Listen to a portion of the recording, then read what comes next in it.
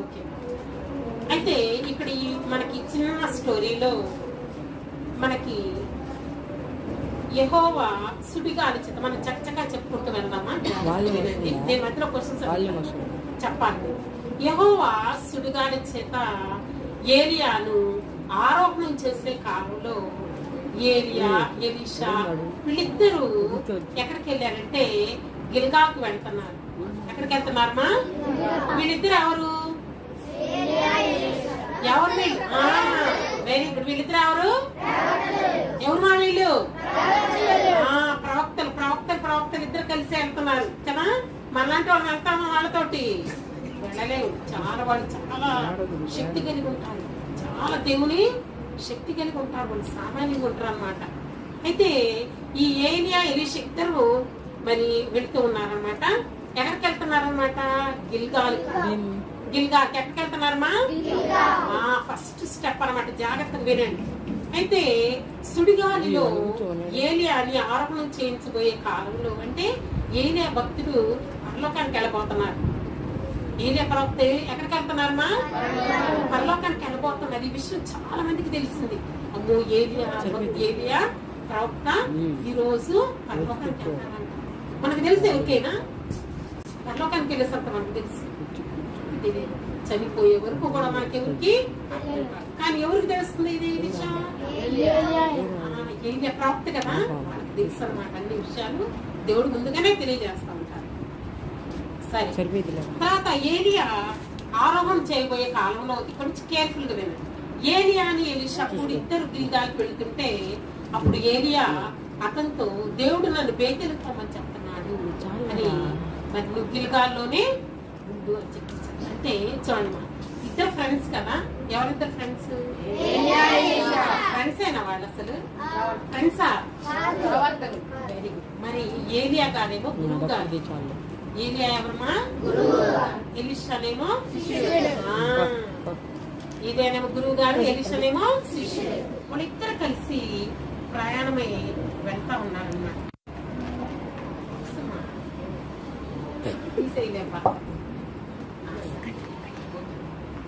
తర్వాత నెక్స్ట్ వాళ్ళిద్దరు బేతెలకి పొమ్మని ప్రభు ఏలియా భక్తుడు, మరి ఏలియా ప్రవక్త గారు కదా, ఆయన పరలోకానికి ఆరోపణ పోయి వెళ్ళబోయే ముందు ఎలీషా భక్తులతో చెప్తా ఉన్నారు.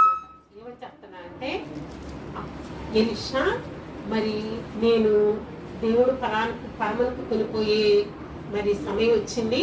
దేవుడు నన్ను బేతెలకు పొమ్మని సెలవిస్తున్నాడు అని చెప్పారు.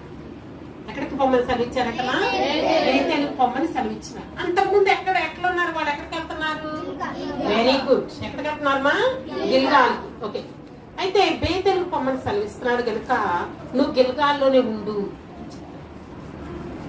ఎక్కడికి వెళ్తున్నారంట? బేతెల్కి వెళ్తున్నారు. ఫస్ట్ స్టెప్స్ మరి ఉన్నాయి, జాగ్రత్తగా వినండి. బేతెల్లోనే మరి బేతెల్కి వెళ్ళమన్నారు కాబట్టి నువ్వు గిల్గాల్లోనే ఉండు అని చెప్పేసి చెప్పారు. చెప్తే ఎలీషా అతను విడిచిపెట్టడానికి సమ్మతించాల. ఎలీషా భక్తుడు మరి ఏలియాని విడిచిపెట్టడానికి ఇష్టపడాల. వాళ్ళిద్దరు కలిసి ఉన్నారు కదా అప్పటి వరకు.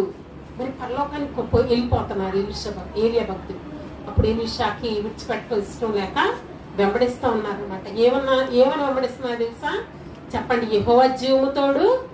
చెప్పండి అందరు. యెహోవా జీవముతోడు, నీ జీవముతోడు నేను నిన్ను విడువనని చెప్పాను. అర్థమైందా? ఎలీషా భక్తుడు నేను ఉండే ఎలీషా ఇక్కడే, నేను వెళ్ళిపోతున్నాను, దేవుడు నాకు రమ్మని బేతెలకు రమ్మని చెప్పాడయ్యా అని అంటే, అయ్యా నేను నిన్ను విడిచిపెట్టను, నేను నిన్ను విడిచిపెట్టాను. ఎందుకంటే మరి అప్పటి వరకు నాకు కలిసి ఉన్నారు కదా. అప్పుడు చెప్పాడు అన్నమాట, అయ్యా నీ యెహోవా జీవంతోడు, నీ జీవంతోడు నేను విడిచిపెట్టని అని చెప్పేసి చెప్పాను. చెప్పిన తర్వాత మరి తర్వాత బేతేల్లో ఉన్న శిష్యులు ఇక వెళ్తా ఉన్నారు అన్నమాట. బేతేలు వీళ్ళు వెళ్తా ఉంటే బేతేలు శిష్యులు ఉన్నారు. బేతేలు ఎవరున్నారు? శిష్యులు ఉన్నారన్నమాట. బేతేలు శిష్యులు అతనితో, యెహోవా నేడు నీ గురువును పరమకు తీసుకుని వెళ్తున్నావు, మీరు గురువా అనగా అతను నేను ఎరుగుదును, మీరు ఊరకుండని కలిగింది. పిమ్మట ఏలియా, యెహోవా నన్ను ఎరుకోక పొమ్మని సెలవిస్తున్నాడు, నీవు అచ్చటనే ఉండు అని చెప్పేసి. అంటే బేతేలు శిష్యులు ఉన్నారు కదా, వాళ్ళు చదువుతున్నారు ఎలీషాకి. ఎలీషా భక్తునికి తెలుసా తెలియదా? ముందునే తెలుసు కదా, తెలిసే కదా వెంబడిస్తున్నారు. అయితే అక్కడ చాలా మంది శిష్యులు ఉన్నారు బేతేళ్ళు. వాళ్ళు అంటున్నారు, ఎలీషా మరి నీ గురువు గారు పరమనికి తీసుకెళ్ళబోయే సమయం వచ్చింది కదా, మరి నీకు తెలుసా అని అంటే నాకు తెలుసు, మీరు మౌనంగా ఉండండి అని చెప్పి వెంటనే వాళ్ళిద్దరు కలిసి మరి ప్రయాణం చేస్తా ఉన్నారు. తర్వాత ఎరుకోకు పొమ్మని సెలవిచ్చారు. నెక్స్ట్ ఇప్పుడు ఫస్ట్ ఎక్కడికి వచ్చారమ్మా? బేతేలుకి. ఎక్కడికి వచ్చారమ్మా? బేతేలుకి వచ్చారు. బేతేలు నుంచి ఇప్పుడు ఎక్కడికి వస్తున్నారు? ఎరుకోకి. ఇక ఎరుకోకి వచ్చేసారు. ఎరుకోకి వచ్చిన తర్వాత మరి ఏలియా భక్తి చెప్తున్నాడు, అయ్యా యెహోవా నన్ను ఎరుకోకు పొమ్మని చెప్పారు అని అనగానే మరి వాళ్ళు ప్రయాణమై ఎరుకోకి వచ్చారు అన్నమాట. ఎరుకోకి వచ్చిన తర్వాత మళ్ళీ ఇంకోసారి చెప్తున్నాడు, ఎలీషా దేవుడు నన్ను కొనుక్కోయే సమయం వచ్చిందయ్యా, నువ్వు ఇక్కడే ఉండు, నేను వెళ్ళిపోతాను అంటే అప్పుడు మళ్ళా ఎలీషా ఏమన్నారు తెలుసా? యెహోవా జీవముతోడు, నీ జీవముతోడు నేను నిన్ను విడిచిపెట్టుకోనని చెప్పాను. ఎక్కడికి వచ్చారు ఇప్పుడు? ఎరుకోకి వచ్చారు. మళ్ళా ఎరుకోలో కూడా కొంతమంది శిష్యులు ఉన్నారు. మళ్ళా ఎరుకోలో శిష్యులు ఏమంటున్నారు తెలుసా? అయ్యా మరి మీ గురువు పరమనికి తీసుకెళ్ళబోయే టైం వచ్చింది, మీకు తెలుసా అంటే నాకు తెలుసు, మీరు మౌనంగా ఉండండి అని వాళ్ళు చెప్పిన తర్వాత మళ్ళా ఎవరిని వెంబడిస్తున్నాడు అలాగని చెప్పి ఏలియాని వెంబడిస్తున్నారు. ఎవరు వెంబడిస్తున్నారమ్మా? ఎవరు వెంబడిస్తుంది? ఎలీషా భక్తులు వెంబడిస్తా ఉన్నారు. అయితే మరి అక్కడ ప్రవక్తలు మరి నీ గురువు తీసుకెళ్తున్నారు అని అంటే సార్ వాళ్ళిద్దరు కలిసి ఎరుకో దాకా మళ్ళా ఎరుకలో ఉన్న శిష్యులు అతనితో మరి చెప్పినప్పుడు కూడా మరి మీరు మౌనంగా ఉండండి, నాకు తెలుసు అని చెప్పారు. మళ్ళా వాళ్ళిద్దరు ఏలియా మళ్ళా మాట్లాడుతూ ఉన్నారన్నమాట. ఏలియా అక్కడక్కడే మాట్లాడుతున్నారు, జాగ్రత్త వినండి, నేను మళ్ళీ తర్వాత అడుగుతాను క్లియర్గా. మళ్ళీ ఏలియా మూడోసారి మాట్లాడుతున్నాడు. ఏమని మాట్లాడుతున్నాడు? ఏలియా యెహోవా నన్ను యోర్దానికి వెళ్ళమంటున్నాడు. ఎక్కడికి వెళ్ళమంటున్నారంట? యోర్దానికి వెళ్ళమంటున్నాడు. అనగా మళ్ళీ నువ్వు ఇక్కడే ఉండయ్యా ఎలీషా, నేను యోర్దానికి వెళ్ళాలి, ప్రభు నన్ను యోర్దానికి వెళ్ళమంటున్నాడు అని అంటే యెహోవా జీవముతోడు నీ జీవముతోడు నేను నిన్ను విడిచిపెట్టనని మళ్ళీ ఎవరిని వెంబడిస్తూ వచ్చారు? ఏలియాని వెంబడిస్తూ వచ్చారు. ఈ విధంగా వీళ్ళిద్దరు కలిసి వెళ్తున్నప్పుడు యోర్దాను దగ్గరికి వెళ్ళారు. ఇక అతను తీర్మానం తిప్పుకోలేదు, అతను తీర్మానము మార్చుకోలేదన్నమాట. ఫస్ట్ నుంచి కూడా వెంబడిస్తూనే ఉన్నారు. ఎక్కడి నుంచి వెంబడిస్తా ఉన్నాడు? గిల్గాల్. Very good. ఎక్కడి నుంచి గిల్గాల్ నుంచి ఎవరిని వెంబడిస్తున్నాడు? ఏలియాని. ఎవరు వెంబడిస్తుంది? ఎలీషా. ఓకే. కాబట్టి మరి ఫస్ట్ టైం ఎక్కడికి వెళ్ళారు? బేతేలు. నెక్స్ట్ ఎరికోకి. తర్వాత నెక్స్ట్ ఇమాయిలు. మీరు వింటలా కేర్ఫుల్ వినాలి. ఎక్కడికమ్మా? యోర్దానికి వెళ్ళిన తర్వాత ఇక అతన్ని తీర్మానించి తిప్పుకోలేదన్నమాట. నమ్మకంగా సేవించిన తర్వాత తన గురువుని పరమకు తీసుకొని పోబడుతున్నప్పుడు ఏలియాని మరి ఏకరీతిగా విడిచున్నారు. ఆ రీతిగా వారి ఇరువురు యోర్దానికి ప్రయాణమై పోతా ఉన్నారన్నమాట. అప్పుడు ప్రాప్త శిష్యుల్లో ఒక 50 మంది. ఎంతమందిమా? 50 మంది. ఇక్కడి నుంచి జాగ్రత్త వినండి. 50 మంది దూరం నుంచి చూస్తా వాళ్ళిద్దరూ యోర్దాను నది దగ్గర నిలిచి మరి ఏలియా తన దుప్పటిని తీసుకొని మరి మడతబెట్టి కొట్టారనమాట. మడతబెట్టి కొట్టారు యోర్దాను. ఇదిగో ఇక్కడ మనకి 50 మంది శిష్యులు అని చెప్పుకున్నాం కదా. ఇదిగో 50 మంది శిష్యులు అంటే ఇక్కడ 50 మంది మనకి కొంతమంది ఉన్నారు చూసారు కదా, శిష్యులు అన్నమాట వీళ్ళంతా. మరి ఎక్కడికి వచ్చారు వీళ్ళు? యోర్దాను నది దగ్గర. వీళ్ళందరూ ఇక చెప్తున్నారన్నమాట, మా ఏలియా మరి కొనుక్కోబడే దినాలు వచ్చినాయి మరి అని చెప్పేసి ఇక్కడ నిలబడి చూస్తా ఉన్నారన్నమాట. వీళ్ళంతా 50 మంది చూస్తా ఉన్నారు నిలబడి. అక్కడ ఏం జరుగుతుందో చూద్దాం. అప్పుడు వెంటనే మరి ఏలియా భక్తులు ఏం చేశారంటే దుప్పటి తీసుకొని ఏం చేశారు? యోర్దాను నదిని కొట్టారు. దుప్పటి తీసుకొని ఏం చేశారమ్మా? యోర్దాను నదిని కొట్టారు. కొట్టగానే వెంటనే యోర్దాను నది ఆయిలైపోయి వారు చక్కగా మరి ఆ ఎండిపోయిన యోర్దాను నదిలో నడిచి అవతలకి వెళ్ళిపోయారు. ఎక్కడికి వెళ్ళారు? అవతలకి వెళ్ళి. చూడండి క్లియర్ కనిపిస్తుంది. శిష్యులేమో యువతల వైపు ఉన్నారు కదా. ఇదిగో యోర్దాను నది ఇక్కడ యువతలకు వచ్చారు. చూసారా? ఎప్పుడైనా మనం చూసామా నదిలో అందరూ ఎలా పోతాం? రివర్స్ లో దేని మీద ప్రయాణం చేస్తాం మనం? షిప్పుల మీద రివర్స్ లో పోయేది. బోట్స్ స్టీమర్స్ ఉంటాయి, చిన్న చిన్న స్టీమర్స్ లాంటివి ఉంటాయి, అలాంటి వాటిలో పోతుంటారు. షిప్స్ ఉండేది దేనిలో అమ్మాయిలు? సీస్ లో ఉంటాయి కదా. ఓకే, కాబట్టి మనకి బోట్స్ లాంటి. యాక్చువల్ గా రివర్ అంటే చాలా పెద్దగా ఉంటుంది అమ్మాయిలు. రివర్ అంటే చాలా పెద్దగా ఉంటుంది. రివర్ ని దాటడం అంటే సామాన్య విషయం కాదు. రివర్ని ఎవరు కూడా దాటలేదు. అయితే ఎప్పుడైతే ఏలియా భక్తుడు ఇలా చూడండి ఇలా పెట్టి కొట్టారు, వెంటనే ఏమైందన్నమాట, 2 పాయలు అయిపోయి చక్కగా అవతల వైపుకి పెట్టారు. ఈ ఆశ్చర్యకార్యము 50 మంది చూస్తా వచ్చింది. 50 మంది కూడా చూస్తా వచ్చారు. తర్వాత నెక్స్ట్ ఎప్పుడైతే వాళ్ళు యోర్దాను అవతలకు వెళ్ళారో అక్కడ యువతల వాళ్ళందరూ కూడా నిలిచి చూస్తా ఆశ్చర్యపోతా చూస్తున్నారు అన్నమాట. తర్వాత ఇక లాస్ట్ వర్డ్ అనమాట. ఏలియా భక్తులు ఎన్నిసార్లు మాట్లాడారమ్మా? Very good. లాస్ట్ టైం మాట్లాడబోతాను చూడండి ఏం మాట్లాడుతున్నా. ఏలియా ఇక భక్తుడు ఏలియా ప్రవక్త అనమాట ఎలీషాతో, ఇక నేను నీ యొద్ద నుంచి తీసివేయబడ మునుపు నీ కొరకు నేను ఏం చేయాలి అని అడిగాను. జాగ్రత్త వినండి, నేను నీ కొరకు ఏం చేయాలనుకుంటున్నావు? లాస్ట్ వర్డ్ అనమాట ఇది. నేను కొనుక్కోబడుతున్నాను కదా, నేను నా నుంచి నువ్వేమి ఆశిస్తున్నావు, ఏం కోరుకుంటున్నావు, నీ లాస్ట్ది అడిగితే ఏం చెప్పారు తెలుసా? ఎలీషా, నీకు కలిగిన ఆత్మలో, జాగ్రత్త వినాలి, నీకు కలిగిన ఆత్మలో, చెప్పండి, నీకు కలిగిన ఆత్మలో 2 పాళ్ళు నా మీదకి వచ్చినట్లు దయచేయము. ఎక్సలెంట్ మరి వర్డ్ అనమాట ఇది. 2 పాళ్ళు నీ ఆత్మలో, ఏంటది? నీ ఆత్మలో 2 పాళ్ళు నాకు దయచేయమని లాస్ట్ గా అతను అడిగాను అనమాట. అడగగానే అతడు, నువ్వు అడిగిన కష్టంగా ఉందయ్యా, అయితే నీ దగ్గర నుంచి నేను తీసివేయబడేటప్పుడు ఒకవేళ నేను నీకు కనబడితే, ఆ ప్రకారం జరుగుతుంది. ఒకవేళ నేను నీకు కనబడితే ఆ ప్రకారం నీకు జరుగుతుంది అని చెప్పేసి చెప్పారనమాట.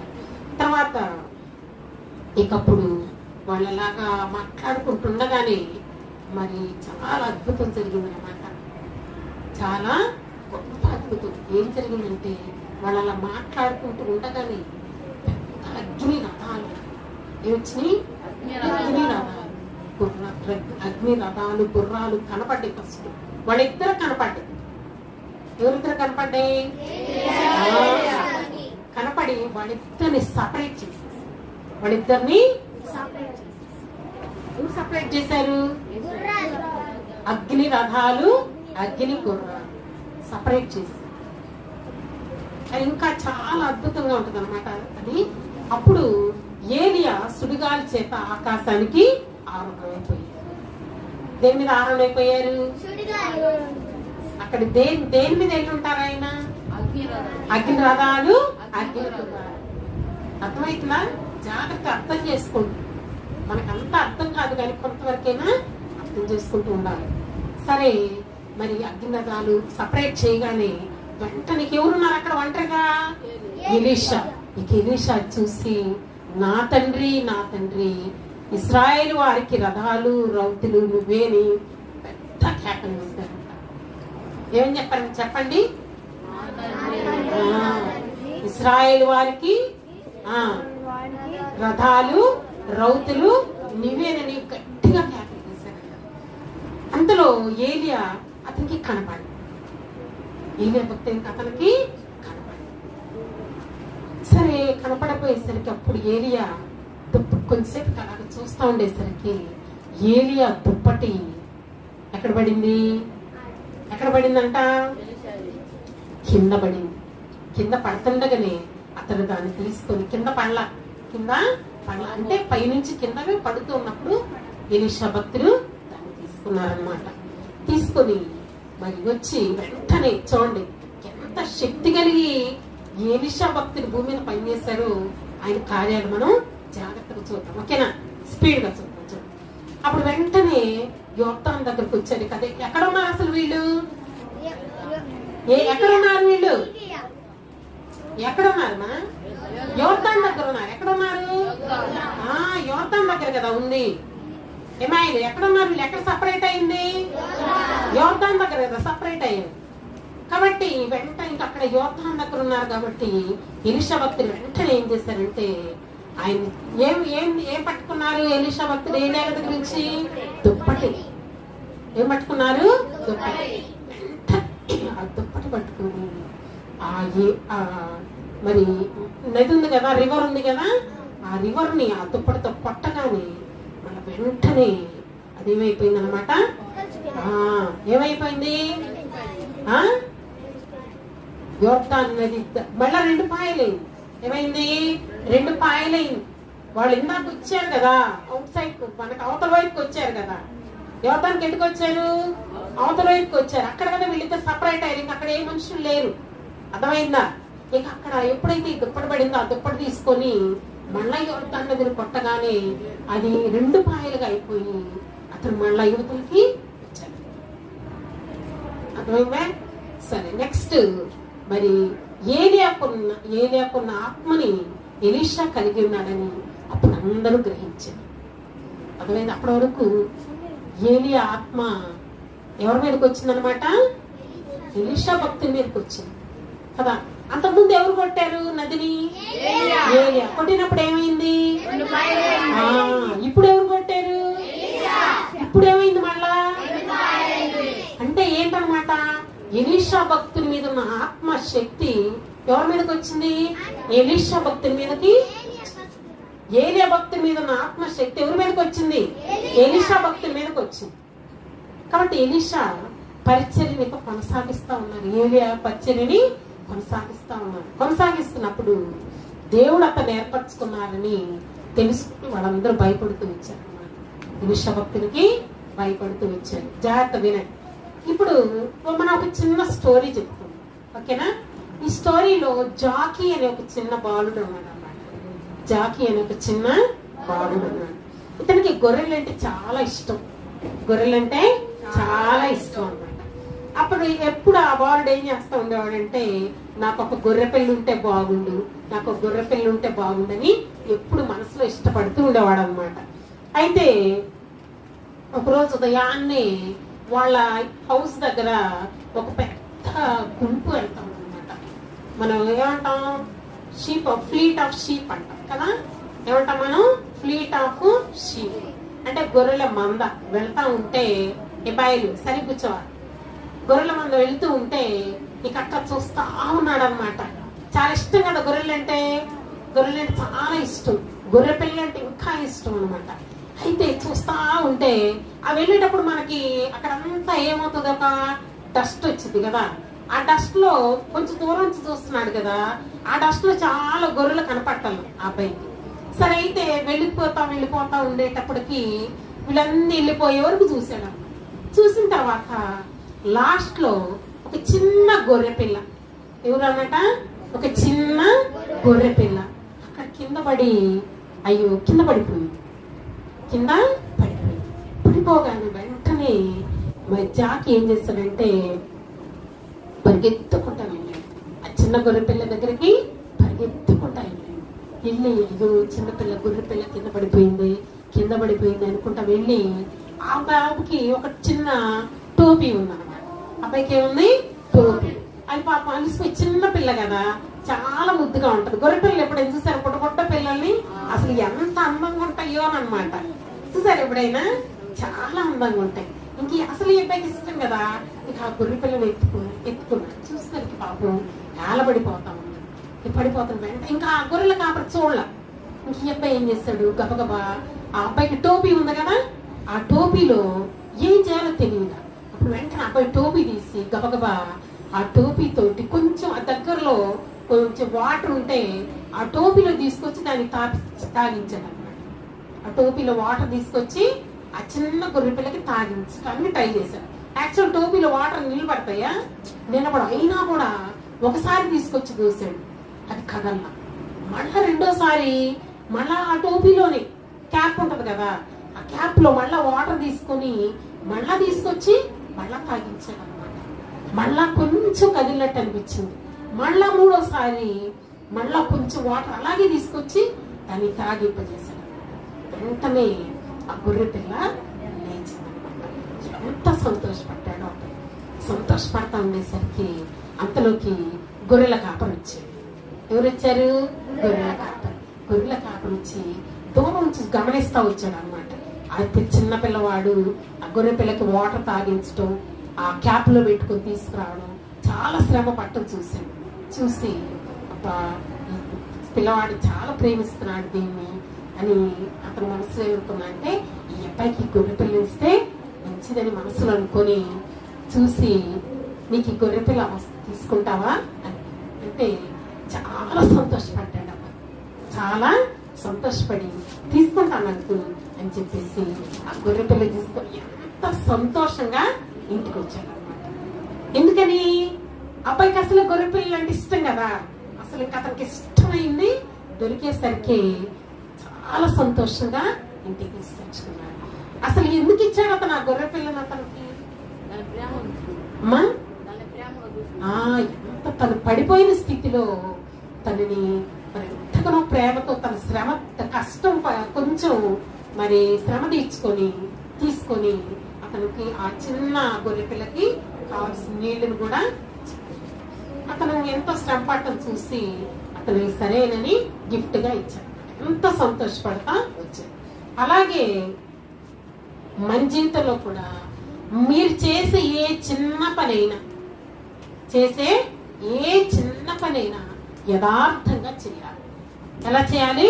యథార్థంగా చేయాలి. మనం ఎవరు చూస్తున్నారని అనుకోకూడదు, ఎవరి మెప్పు కోరుకోకూడదు. గుర్తుపెట్టుకోండి ఏమాయిలు, ఎవరి మెప్పు కూడా కోరుకోకూడదు. మనల్ని దేవుడు చూస్తున్నాడు అని చెప్పేసి నువ్వు ఎప్పుడైతే నిజంగా మనం ఆ పని చేస్తామో అప్పుడు నిజంగా దేవుడు మన ఎడల తన ఉన్నతమైన ప్రేమ చూపిస్తాడు అనమాట. దానికి ఎగ్జాంపుల్ నేను మరొక చిన్న, మీకు చాలా మంది తెలుసు, మరి ఎవరు చూడకపోయినా కూడా ఒక అతను చాలా దేవుడికి నమ్మకంగా ఉండవచ్చు. ఎవరు చెప్తారా? సమూయేలు భక్తులు. ఇంకా ఆది కాండంలో ఎవరన్నా తెలుసా మీకు? ఎవరు? యోసేపు. ఎవరమ్మా? యోసేపు అసలు ఏ స్థితి నుంచి వచ్చారు ఆయన? యోసేపు ఏ స్థితి నుంచి వచ్చారు? అమ్మా చెప్పు. వెరీ గుడ్ కదమ్మా, పడేశారు కదా.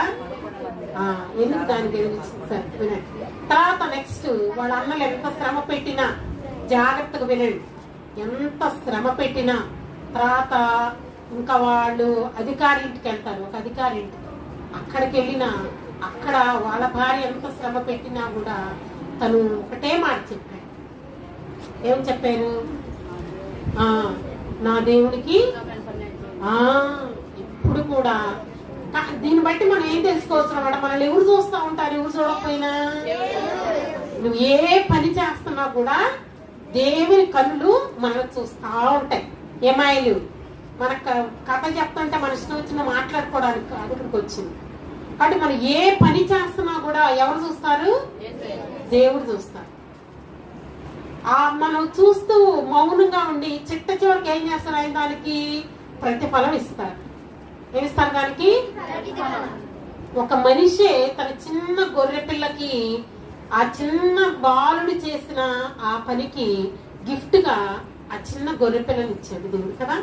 అలాగే నీ జీవితంలో దేవుడు చూస్తున్నాడు అనే భయం కలిగి జాగ్రత్తగా భూమి మీద భయభక్తులతో జీవిస్తే దేవుడు నిన్ను నన్ను ఎవరినైనా దేవుడు ఆశీర్వదించి తన ప్రియబిడ్డలుగా చేర్చుకుంటాడన్నమాట. అర్థమైందా? యోసేపు ఎక్కడి నుంచి ఎక్కడికి వెళ్ళారు? అంత దీన స్థితిలో నుంచి ఎక్కడికి వెళ్ళారమ్మా? ఫరో తర్వాత ఇక ఫరో. అసలు ఫరో అంటే ఎవరో తెలుసా? ఐగుప్తు రాజని ఎంత ఈజీగా మనం చెప్పుకుంటున్నాం కానీ అప్పుడు వరల్డ్ లో హైయెస్ట్ మరి మొత్తం కూడా ప్రపంచం మొత్తాన్ని మరి మొత్తం పరిపాలిస్తున్న అతను అనమాట ఫరో అంటే. అర్థమవుతుందా? ఫరో అంటే ఎవరు? ప్రపంచాన్ని మొత్తాన్ని పరిపాలిస్తున్న అతను, ఒక చక్రవర్తి అంటారు అన్నమాట. ఏమంటారు అతన్ని? కాబట్టి చక్రవర్తి వేరు, కింగ్ వేరు, తెలుసా మీకు? కాబట్టి అలాంటి స్టేజ్కి వెళ్ళాడు. ఇంకా ఫరో కూడా ఇంకో మాట ఏమన్నా అంటే, అయ్యా నీకు వ్యతిరేకంగా ఎవ్వరు మాట్లాడినా కూడా నా తర్వాత నువ్వే, నా తర్వాత నువ్వే. ఆ స్టేజ్కి వచ్చాడు. ఆ స్టేజ్కి ఎవరు తెచ్చారు అతన్ని? యోసేపు భక్తుని ఎవరు తెచ్చారు? మనం అనుకుంటా కొంచెం కష్టం రాగానే, అబ్బా మనకి కష్టం వచ్చింది, అరే కొంచెం పక్కనోడికి తీసుకుంటే బాగుండు, పక్కనోడు ఉన్న సహాయం చేస్తే బాగుండు కదా. ఇప్పుడు మీకు ఏదైనా అత్యవసరం సహాయం అవసరం అనుకోండి, మీరేమనుకుంటారు? మరి వాడు పాపం సహాయం చేస్తున్నారు బాగుంటురా, వీళ్ళు సహాయం చేస్తే బాగుంటురా అనుకుంటూ ఉంటారు. యోసేపు భక్తునికి ఎవరు సహాయం చేశారు? అమ్మా దేవుడు సహాయం చేశాడు. ఎవరు సహాయం చేసింది? గుంటలో పడేసినప్పుడు సహాయం చేశాడు. చెరసాలలో ఉన్నప్పుడు దేవుడు విడిపిస్తాడు. యోసేపు భక్తునికి ఎవరున్నారు విడిపించడానికి? మరి ఎవరు విడిపించారు? దేవుడు అంత శక్తి గలవాడు. మనం దేవుడు అనే మాటని చాలా ఈజీగా చెప్పుకుంటాం. ఆయన సార్వభౌమాధికారైన దేవుడు, ఆయన సర్వశక్తిమంతుడు. ఎవరైనా సర్వశక్తిమంతుడు, ఆయనకు అసాధ్యమైనది ఏమీ లేదు.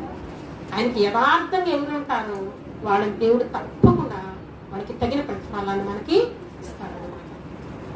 మనం మౌనంగా మన పని మనం చేసుకుంటూ పోవాలి. నువ్వు చదువుకుంటున్నావు అనుకో, కష్టపడి చదువుకోవాలి. అర్థమైందా? ఎప్పుడు ఎగ్జామ్స్ లో కాపీలు రాద్దామా, వాడిని అడిగి రాద్దామా, ఈయన్ని అడిగి రాద్దామా, అలాంటి ఆలోచనలు ఎప్పుడు పెట్టుకోకూడదు. దేవుని పిల్లలుగా, లోకంలో పిల్లలు వేరే, దేవుని పిల్లలు వేరే. దేవుడు మీరు చూస్తూ ఉంటారు ప్రత్యేకంగా, ఆయన కనుదృష్టి మీ మీద సపరేట్ గా ఉంటుంది. అర్థమైందా? అది కాబట్టి మనం చిన్న గొర్రె పిల్లని అతనికి మరి బహుమానంగా ఇస్తే, దేవుడు కూడా మీకు ఎన్నో బహుమానాలు సిద్ధపరిచి ఉంచారు. వాటిని మరి మీరు దేవుని దగ్గర నుంచి పొందుకోవాలంటే దేవుని ఎదుట భయభక్తులు కలిగి దేవుని ఎదుట యథార్థంగా ప్రవర్తించాలి. దేవుని ఎదుట ఎలా ఉండాలి? యథార్థంగా. నా దేవుడు నన్ను చూస్తున్నాడు, ఓయ్ నా దేవుడు నన్ను చూస్తున్నాడు అని చెప్పేసి భయభక్తులతో ఈ లోకంలో మన జీవిత యాత్రలో కొనసాగాలి. అది దేవునికి ఇష్టమైన పని అన్నమాట. అలాగే దావీదు భక్తులు కూడా చాలా ఎంతో మరి భయభక్తులతో దేవుని వెంబడిస్తా వచ్చారు. దేవుని ఎంతో భయభక్తులతో వెంబడిస్తా వచ్చారు. కాబట్టి దావీదుని కూడా దేవుడు ఏం చేశారు? కింగ్ గా చేశారు. అసలు ఇప్పటి కూడా ఇశ్రాయేల్ దేశంలో వాళ్ళ ఫ్లాగ్ ఉంటది కదా, ఆ ఫ్లాగ్ మీద ఏముంటది? స్టార్ ఉంటది. ఏముంటది? స్టార్.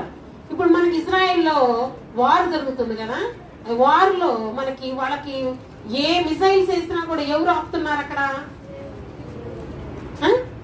వాళ్ళకి ఐరన్ డోమ్ అని ఒకటి ఉంది. ఏముంది వాళ్ళకి? Iron dome. అది ప్రపంచంలో ఏ కంట్రీకి లేదనమాట. దేవుడు తన పిల్లకి అంత ప్రత్యేకమైన జ్ఞానాన్ని ఇస్తారు. ప్రపంచంలో జనాలు ఇజ్రాయెల్ ప్రజలు చూసి భయపడతా ఉన్నారు. ఎంత పెద్ద రాజ్యమైనా భయపడుతున్నారు. దానికి కారణం ఏంటంటే దేవుని ఉన్నతమైన కృప వారి ఉందన్నమాట. దావీదు భక్తుడు అక్కడ నేను చెప్తున్నా, దావీదు భక్తుడు అంటే ఇంకా అసలు దావీదు గారి పేరు లేకుండా వాడు ఏ పని చేయరు మొట్టమొదటి ఇజ్రాయెల్ ప్రజలు. అర్థమైంది? ఐరన్ డోమ్ ఉంది కదా, వాళ్ళు చేసిన ప్రతి మిసైల్ వచ్చి కూడా ఏమైతుంది? మొత్తం కూడా అక్కడ ఏమైపోతుంది?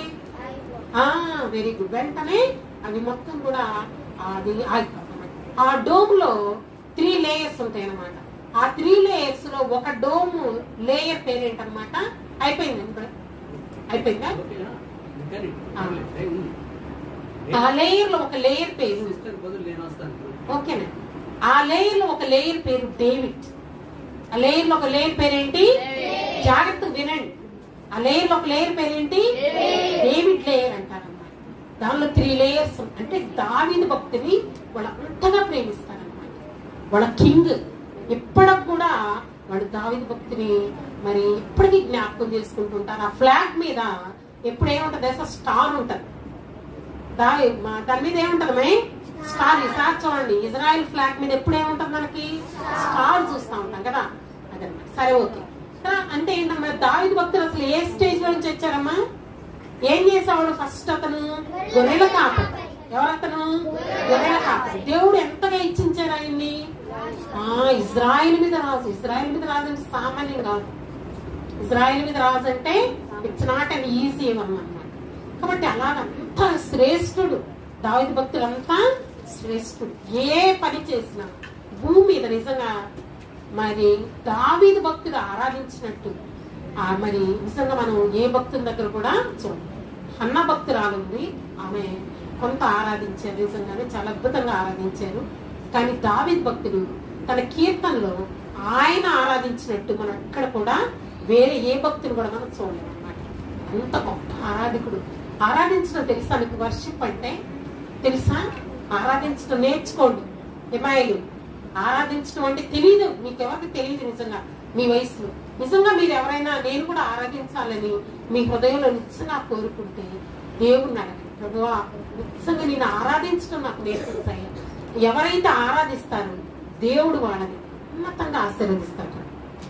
నిజంగా ఆరాధించడం తెలుసుకుంటే కనుక దేవుడు నిన్ను God keeps in at highest place అదమ్మా.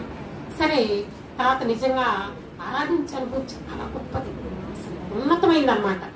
సరే, ఓకే, నెక్స్ట్ వీఆర్ కంటిన్యూ. తర్వాత మనకి ఈ ఎప్పుడైనా కూడా దేవుడు మనకి యేసుక్రీస్తు వారి భూమికి వచ్చినప్పుడు ఏం చెప్పారంటే, ఎవరైనా తప్పికొంటే చిన్న బాలుడు ఏం చేస్తాడు? చిన్న గొర్రెపిల్లకి వాటర్ ఇచ్చాడు కదా, ఏం ఇచ్చాడమ్మా? వాటర్ ఇచ్చి బ్రతికిచ్చాడు దాన్ని. అయితే యేసు ప్రభు వారు మరి భూమి మీద మనుషులందరికీ ఏం చెప్తున్నారంటే, అయ్యా మీరు ఎవరైనా దప్పికొని ఉంటే మీరు వచ్చి నా దగ్గర ఏం చేయమన్నారు? నీళ్లు తీసుకోండి, నీళ్లు త్రాగండి. నా దగ్గరికి వచ్చి నీళ్లు త్రాగండి. నేనిచ్చు నీళ్లు త్రాగువారు ఎన్నటికీ దప్పికొని.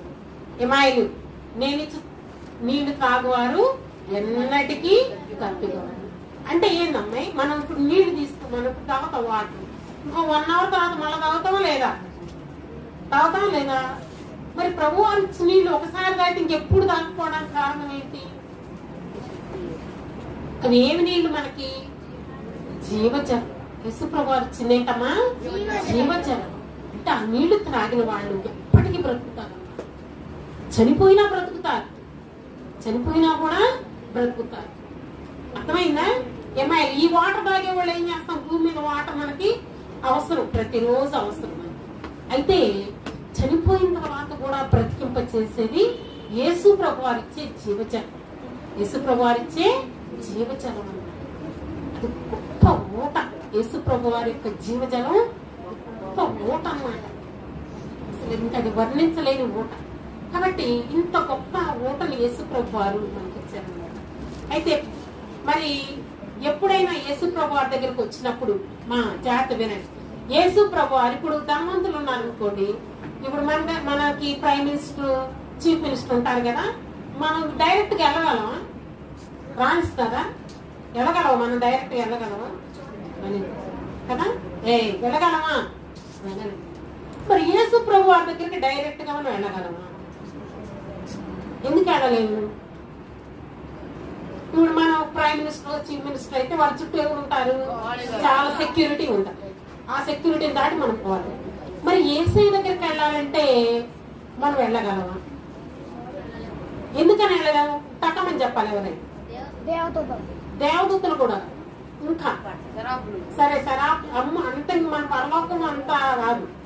యేసు ప్రభు దగ్గరికి మనం వెళ్ళాలంటే ఏం అడ్డం వస్తుంది అంటే మన పాపం అడ్డం వస్తుంది. యేసు ప్రభు దగ్గరికి వెళ్ళాలంటే ఏమంటం వస్తుంది? మా పాపం. ఎందుకని మన పాపం అడ్డం వస్తుంది? ఆయన అసలు ఎవరు? ఏమాయలు. Very good. ఆయన మహాపరిశుద్ధుడు.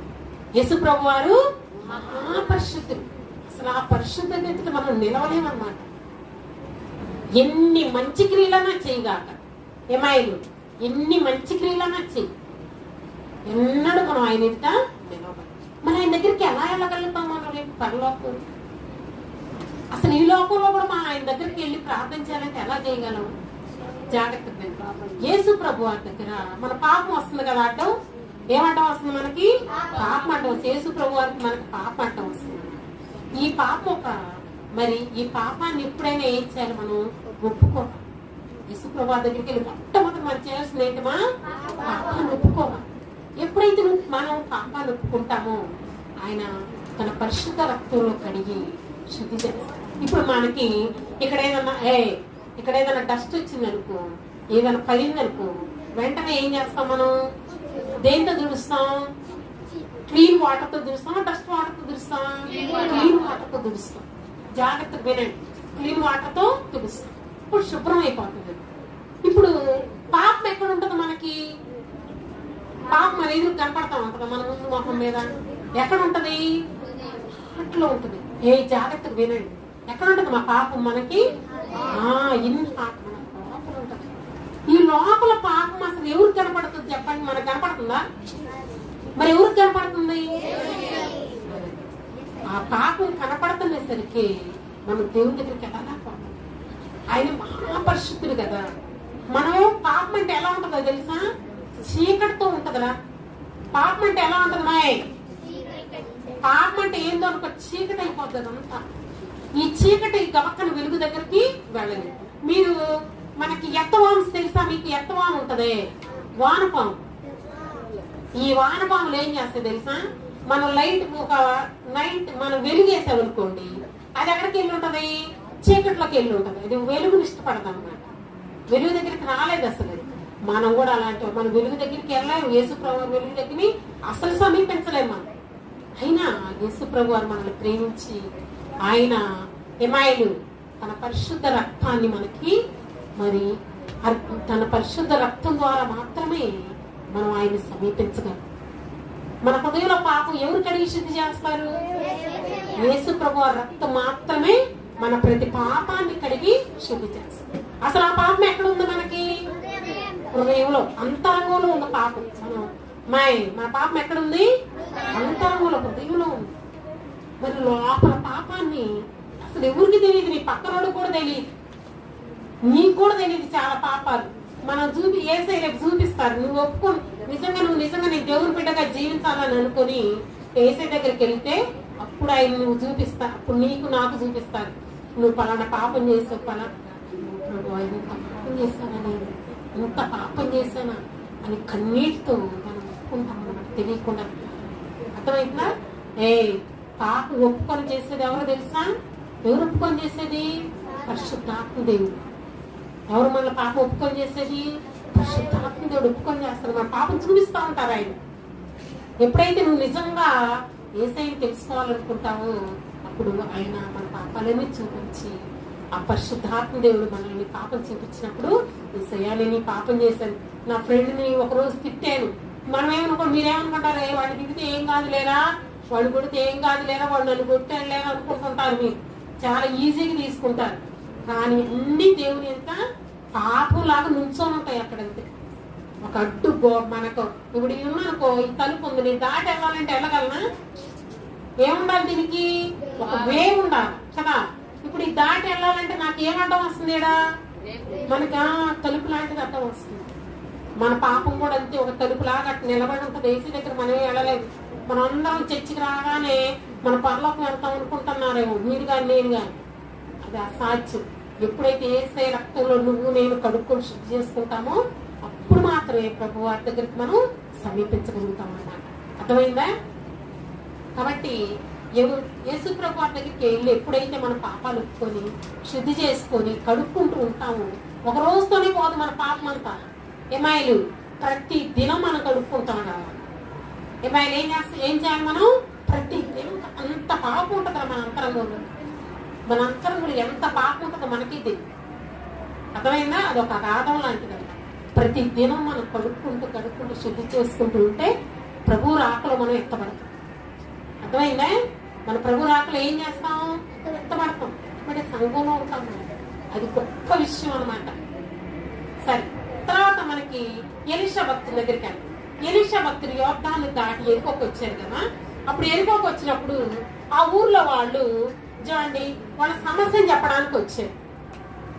ఊర్లో వాళ్ళు ఏం చేయమని వాళ్ళ సమస్యలు చెప్పడానికి వచ్చినప్పుడు వాళ్ళు ఏం చెప్పారంటే, అయ్యా ఈ ఎరుకోలో మరి చాలా బాగుంది, పెద్ద పట్టణం, చాలా అందంగా ఉంటుంది ఈ పట్టణం, కానీ ఇక్కడ ఉన్న నీళ్లు భయంకరమైన మరణ చేదయ్యా అని చెప్పారు.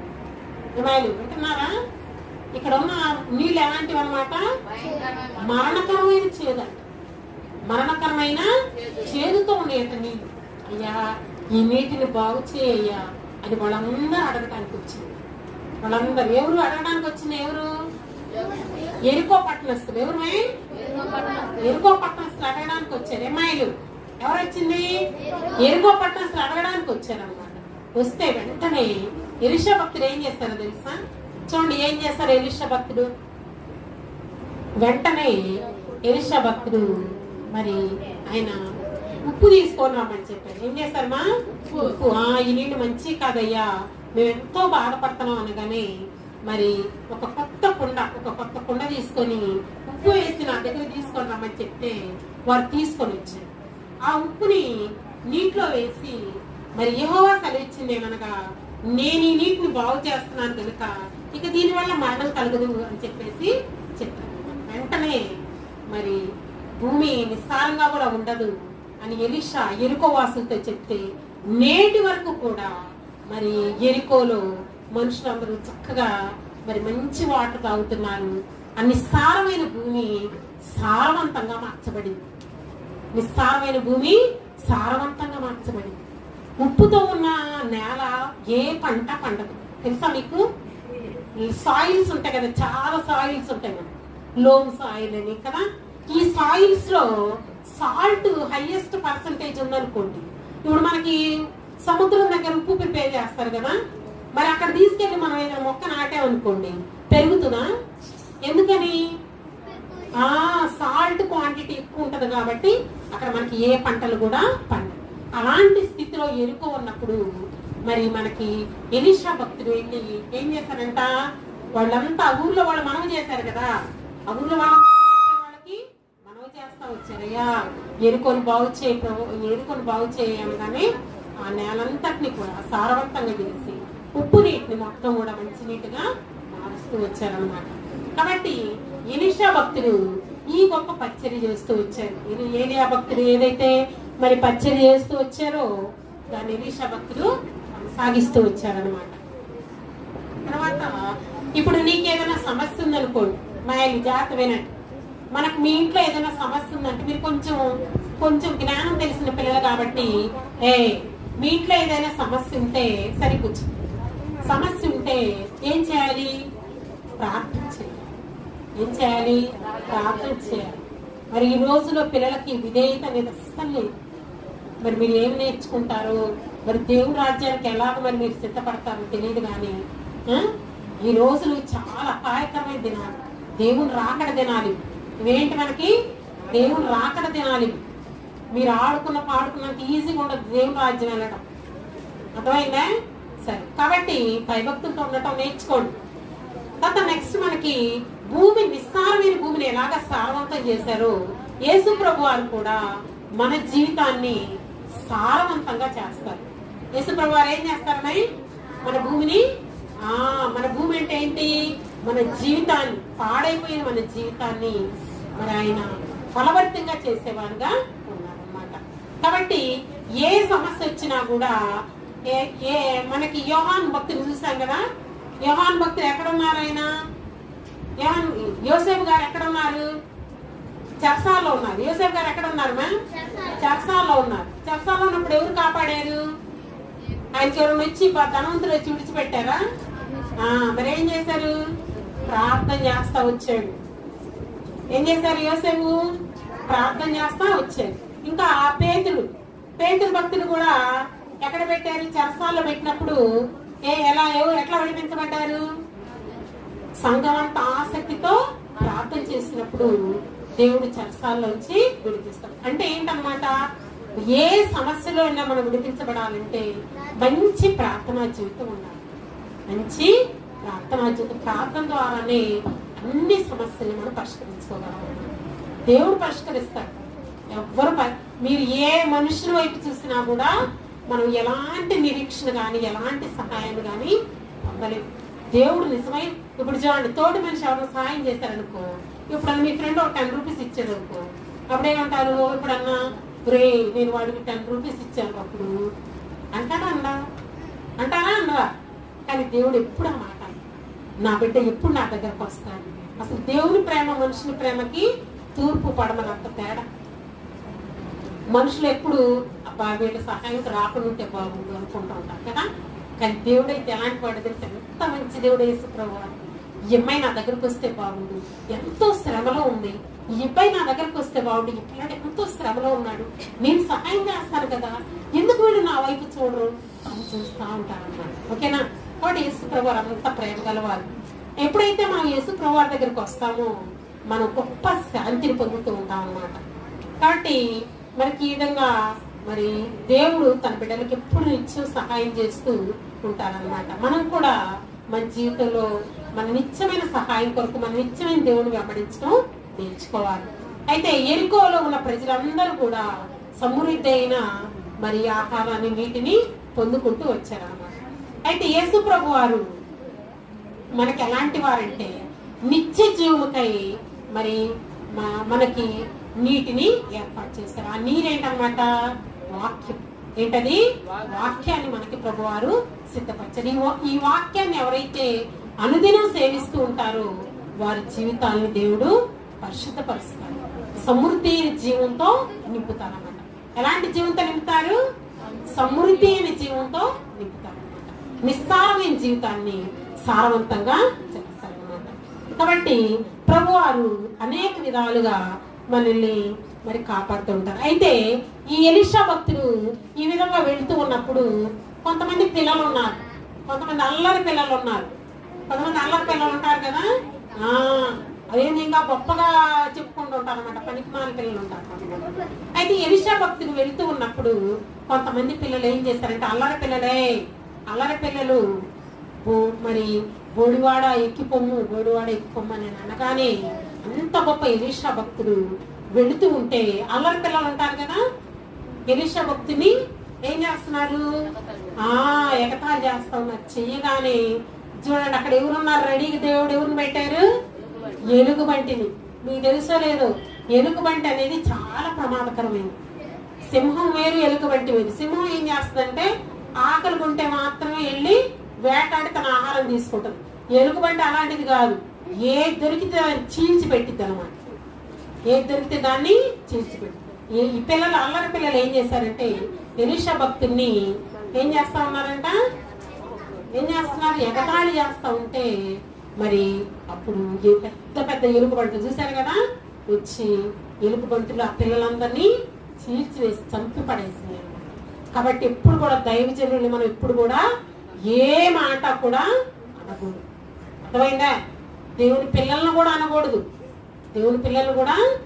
ఎందుకంటే దేవుడు వాళ్ళ పక్షాన వ్యాఖ్య మాట్లాడు. దేవుని పిల్లల పక్షాన ఎప్పుడు కూడా దేవుని పిల్లలు కానీ దేవుని సేవకులు కానీ ఎప్పుడు కూడా మనం ఏ మాట కూడా అనకూడదు. వాళ్ళు ప్రేమించాలి.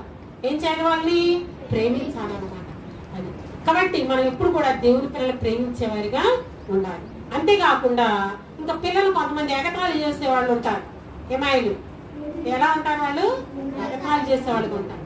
ఎగతాళి చేసే పిల్లలు అంటే దేవునికి చాలా మరి అయిష్టులుగా ఉంటారు అన్నమాట. ఎప్పుడు కూడా బాధలో ఉన్న వాళ్ళని మనం ఏం చేయాలి? సహాయం చేయాలి, కానీ మరి ఎగతాళి చేసే వాళ్ళగా. తర్వాత దేవుడు మరి ఈ విధంగా మనం హెచ్చరిస్తూ ఉంటాడు.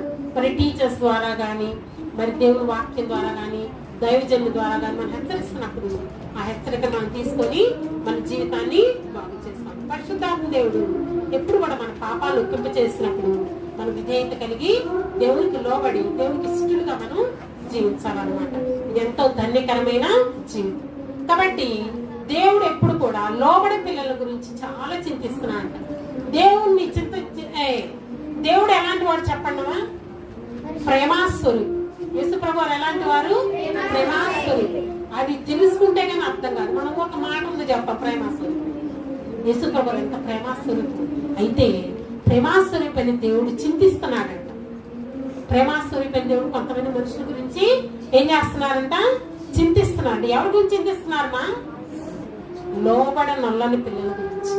ఎవరి గురించి మా? లోబడ నొల్లని పిల్లల గురించి. మీరు లోబడేవారా లోబడని వారా? లోబడేవారేనా? అబ్బా, అయితే మీరంటే దేవునికి చాలా ఇష్టం. కాబట్టి మనం కూడా మన జీవితంలో ఏలియా భక్తుని యొక్క మరి మార్గంలో ఎలీషా భక్తులు ఎలాగా నడిచి మరి అనేకమైన మరి అద్భుతాలు ఆశ్చర్యకార్యాలు చేస్తూ దేవుని పరిచయం కొనసాగిస్తూ వచ్చారు. భూమి మీద యేసు ప్రభువు మీ కొరకు ప్రాణం పెట్టి ఆయన తిరిగి లేచి మనకు నిత్య జీవం పరలోక రాజ్యాన్ని ఉచితంగా అనుగ్రహించారు. మనం కూడా మరి దేవునికి కృతజ్ఞతగా ఆయన వెంబడించేవారిగా, ఆయనకి లోబడేవారిగా, ఆయన చిత్తాన్ని జరిగించేవారిగా ఉండాలని ప్రభువారు మరి మనతో మాట్లాడుతూ వచ్చారు. అర్థమైందా? దేవుడు ఇచ్చిన మాటలు మన కొరకు దీవించిన దాకా. అయితే తర్వాత మరి ఈ కంటక వాక్యం కూడా మరి రాసుకోండి. కంటక వాక్యము సామెతలు 20వ అధ్యాయము 11 రాసుకోండి అందరు. కంటక వాక్యం సామెతలు 20:11. దేవుడు ఇచ్చిన మాటలు మన కొరకు దీవించిన దాకా. ఆలాపి నీళ్ళు ఆలాపి 1 2 3 వినిపించిందా? 1 2 3 లాస్ట్ పే కానీ మాటి పడుతున్నారు.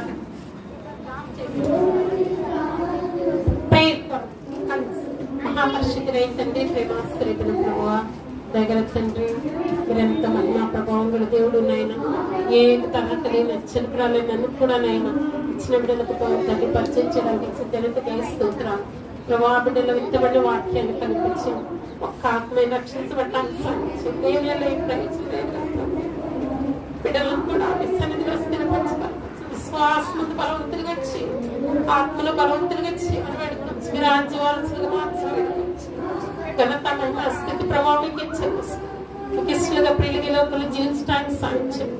దేవా మీకు వందనములు స్తోత్రం ఇచ్చేసి మేము రక్తం బిడ్డల ప్రతి భావం చేసి మీరు రాజ్యవారసులుగా మార్చి మేము పొందడం వేడుకోవచ్చు.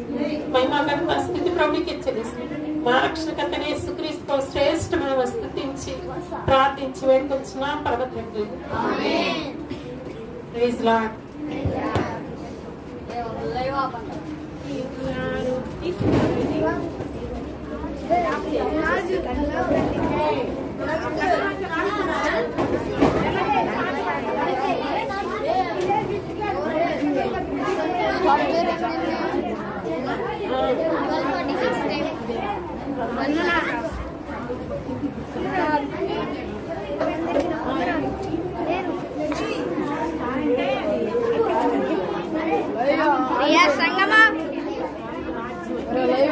హాయ్ హాయ్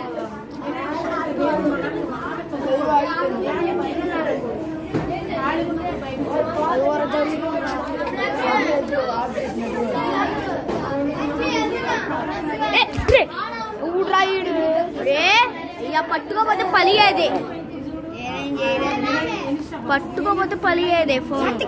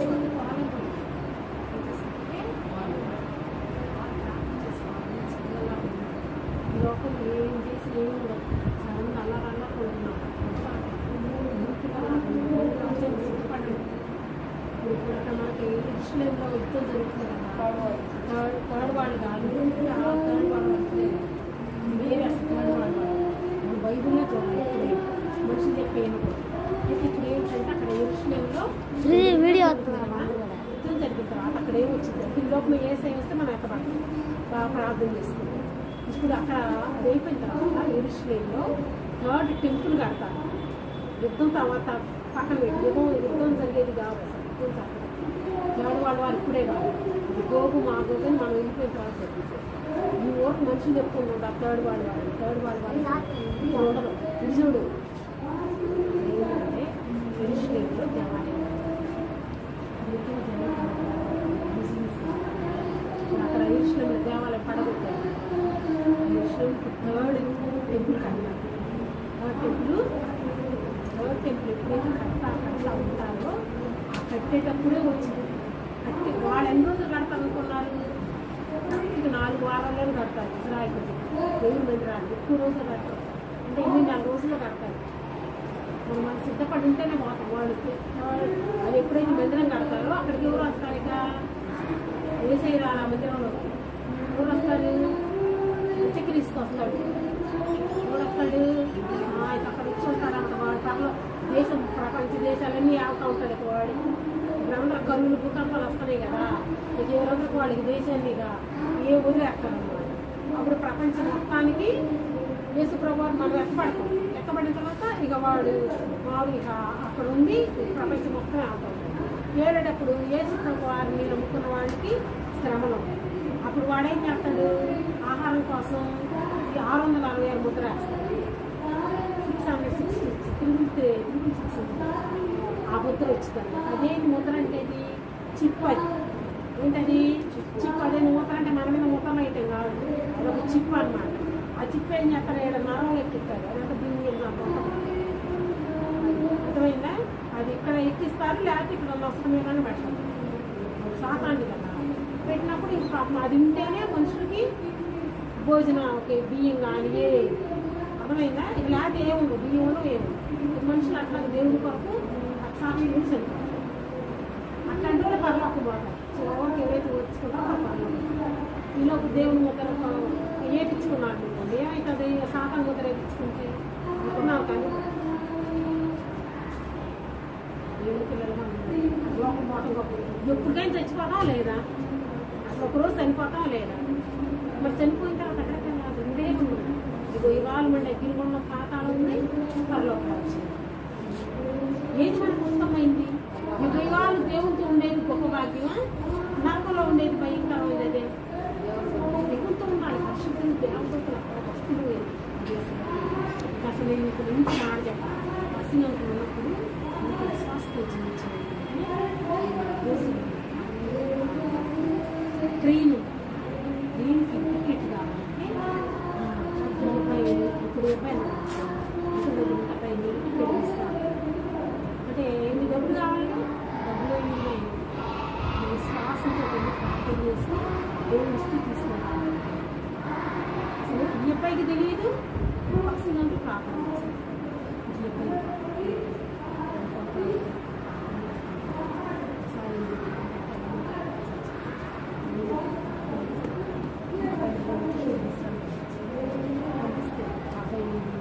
ఇక్కడ పంపించాడు కదా.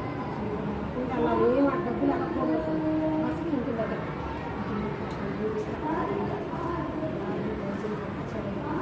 ఎక్కడ టికెట్ తీసుకుంటా ఉన్నారు. రైతు తీసుకుంటా హీరో అబ్బాయి చివరి నుంచొని ఒక అబ్బాయికి నుంచొని ఆ లాస్ట్లో టికెట్ తీసుకునే దగ్గర నుంచొని టికెట్ ఎలా తీసుకోవాలి. లాస్ట్ అబ్బాయి అన్నమాట. అబ్బాయి కదా